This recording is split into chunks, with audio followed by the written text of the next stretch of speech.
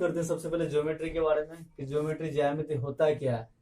Geometry को हम लोग सबसे पहले दो भाग में बांटते हैं, जियो प्लस मेट्री। जियो का मतलब होता है अर्थ, मेट्री का मतलब होता है मेजरमेंट। मतलब अर्थ मतलब हो गया पृथ्वी, मेजरमेंट मतलब मापना। पृथ्वी के अंदर कोई भी चीज हो जिसको हम लोग मैथमेटिक्स के जरिए से मापते हैं उसे हम लोग ज्योमेट्री कहते हैं। ज्योमेट्री आया कैसे? ज्योमेट्री एक ग्रीक वर्ड था, ज्योमेट्रन। ज्योमेट्रन से ज्योमेट्री आया है। ज्योमेट्री किस वर्ड से आया? ग्रीक वर्ड ज्योमेट्रन से। तो ज्योमेट्री एक मैथमेटिक्स ब्रांच है। ज्योमेट्री क्या है? एक मैथमेटिक्स का ब्रांच है। अब हम लोग जो टॉपिक पढ़ेंगे आज मैथमेटिक्स में ज्योमेट्री के अंदर, उसको हम लोग देखते हैं। हम लोग को पढ़ना है रेक्टेंगल, वो हिंदी में क्या होता है? आयत। उर्दू में कहते हैं मुस्ततिल। तो सबसे पहले हम लोग देखते हैं ये रेक्टेंगल आया कैसे। ये लैटिन वर्ड रेक्टेंगुलस से आया है। तो रेक्टेंगुलस से आया है रेक्टेंगल। ये भी रेक्टेंगल एक मैथमेटिक्स का टॉपिक है। रेक्टेंगल क्या है? मैथमेटिक्स का टॉपिक है। तो यहाँ पर हम लोग एक रेक्टेंगल बनाए हैं, ए बी सी डी से उसको डिनोटेट किए हैं। ए से बी की डिस्टेंस को हम लोग ए लिए हैं, बी से सी के डिस्टेंस को हम लोग बी लिए हैं। तो यहाँ पर ए से ए दिए हैं, ए से लेंथ हो गया, ए से बी के बीच में जो डिस्टेंस है, लंबाई है, उसको हम लोग ए से डिनोटेट किए हैं। और बी से सी के बीच में जो डिस्टेंस है वो है बी, इसको हम लोग बी से डिनोटेट किए हैं, जिसको ब्रेथ कहते हैं अंग्रेजी में। तो यहाँ पर भी लिखा हुआ है ए से लेंथ और बी से ब्रेथ, यानी कि लंबाई और चौड़ाई। तो सबसे पहले हम लोग इसको टॉपिक वाइज, पॉइंट वाइज समझते हैं। तो सबसे पहले हम लोग देखते हैं कि रेक्टेंगल होता क्या है। तो ए बी सी डी से यहाँ पर हम लोग डिनोटेट किए हैं। ये कैसे बना? हिंदी में इसका डिफाइन करते हैं इसको, आमने सामने की भुजाएं समान। ये जो दोनों आमने सामने है, ए और बी, ये दोनों भुजाएं आपस में समान और समानांतर होते हैं। ठीक है। तो सबसे पहले हम लोग रेक्टेंगल या हिंदी में डिफाइन करते हैं, ये क्या होते हैं? इसके आमने सामने की भुजाएं समान। आमने सामने की जो भी भुजाएं, जैसे ए और ए, बी और बी, तो आमने सामने की भुजाएं समान होते हैं और समानांतर होते हैं, मतलब कंटिन्यू चलने वाला है। जैसे यहाँ से आगे चलते रहेगा, ये दोनों आपस में कहीं भी मिलेगा नहीं, क्रॉसिंग नहीं करेगा, सामने चलेगा। फिर हम लोग इसको इंग्लिश में डिफाइन करते हैं, अपोजिट साइड्स इक्वल। मतलब अपोजिट साइड दोनों हो गया ये इक्वल, और पैरेलल मतलब दोनों कंटिन्यू चलते रहेगा। तो यहाँ तक हम लोग समझ गए डिफाइन को। अब हम लोग देखते हैं यहाँ पर इसका एच एंगल 90 डिग्री, मतलब इसका जो चारों एंगल है ये 90 डिग्री का होता है। कितना डिग्री का? 90 डिग्री का होता है। ठीक है।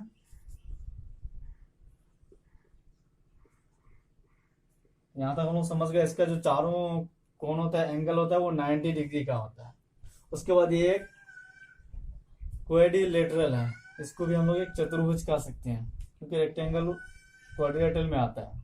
फिर हम लोग यहाँ पर देखते हैं की पॉइंट लिखा हुआ है। नंबर 1 पॉइंट पे देखते हैं A B equal to C D equal to A. तो सबसे पहले हम लोग देखते हैं ए बी और सी डी क्या है।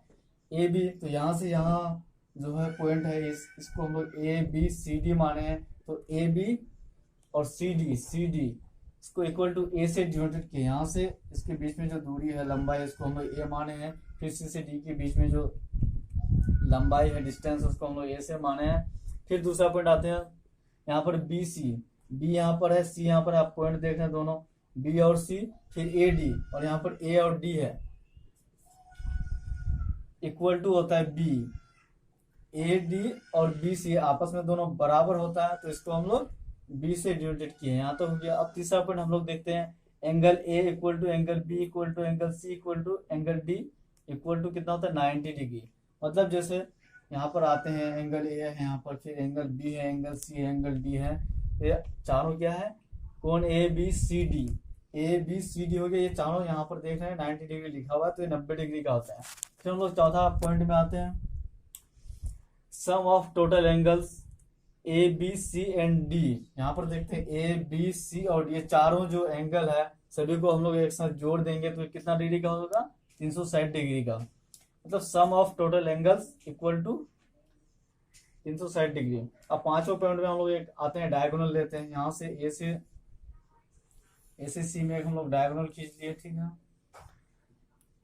उसके बाद एक डायगोनल यहाँ से यहाँ लेते हैं हम लोग, दो लेते हैं। एक डायगोनल हो गया ए सी, एक दूसरा हो गया बी और डी।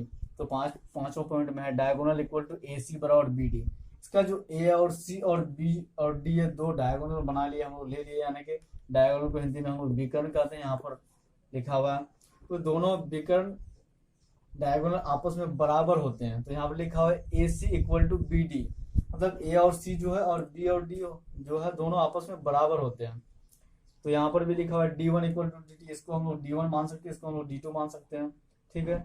और डी वन और डी टू परपेंडिकुलर ये नहीं होता है, मतलब जैसे ये वाला जो कोण होता है ये आपस में 90 डिग्री का ये नहीं होता है, तो इसलिए यहाँ पर क्रॉसिंग किया हुआ है कि डी वन और डी टू परपेंडिकुलर नहीं होता है।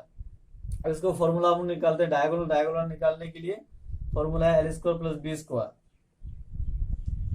यहाँ पर अगर हम एक डायगोनल को यहाँ से मिटा देंगे तो ये यहाँ से इस तरह से हम लोग देखते हैं, ये पाइथागोरस बनता है। पाइथागोरस में